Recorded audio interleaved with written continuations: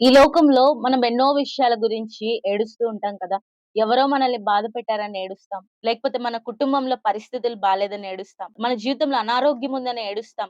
భవిష్యత్తు గురించి ఏడుస్తాం. రకరకాల విషయాల గురించి బాధపడుతూ ఉంటాం. కన్నీరు కారుస్తూ ఉంటాం. తప్పు లేదు కానీ, ఎప్పుడైనా దేవుని గురించి, దేవుని పరిచర్య గురించి, దేవుని సంఘం గురించి, దేవుని కార్యాలు నష్టపోతున్నాయని ఎప్పుడైనా మనము కన్నీరు కార్చిన సందర్భాలున్నాయా మన జీవితంలో? యోహాను సువార్త 20వ అధ్యాయం 15వ వచనంలో ఒక ఆమె ఏడుస్తా ఉంది. యేసుప్రభు అంటారు, "అమ్మ ఎందుకు ఏడుస్తున్నావు?" అని ఆమెను అడిగితే ఆమె ఏమంటదంటే, ఆమె ఆయన్ని తోటమాలనుకోని యేసయ్యని ఎవరో ఎత్తుకొని ఎళ్ళిపోయారు. ఒకవేళ ఆయన ఎక్కడన్నుంటే, ఆయన ఎక్కడన్నా పెడితే చెప్పండి. ఆమె ఎందుకు ఏడుస్తుందంటే, యేసయ్య గురించి ఏడుస్తా ఉంది. మనం ఎప్పుడన్నా దేవుని గురించి ఏడవడం అనంటే, ఆయన కార్యాల గురించి, ఆయన సంఘం గురించి, ఆయన పరిచర్య గురించి మనం ఏడవాలి.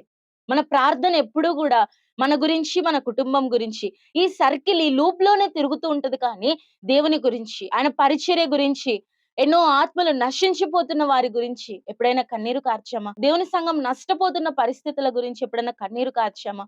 కన్నీరు కారిస్తే మంచిది. ఒకవేళ లేకపోతే యేసయ్య గురించి, ఆయన కార్యాల గురించి, ఆయన సంఘము గురించి, ఆయన ప్రజల గురించి ప్రార్థనలో కన్నీరు కార్చడము చాలా అవసరమైన విషయం. నేటి పరిస్థితుల్లో, నేటి జీవితంలో అది చాలా అత్యవసరమైన విషయం. కాబట్టి ఈరోజు మీరెందుకు ఏడుస్తున్నారు? మీ కన్నీరుకు గల కారణం ఏంటి? ఈరోజు యేసయ్య అడుగుతున్న ప్రశ్న ఏంటంటే, "అమ్మా ఎందుకు ఏడ్చుచున్నావు?" Praise the lord.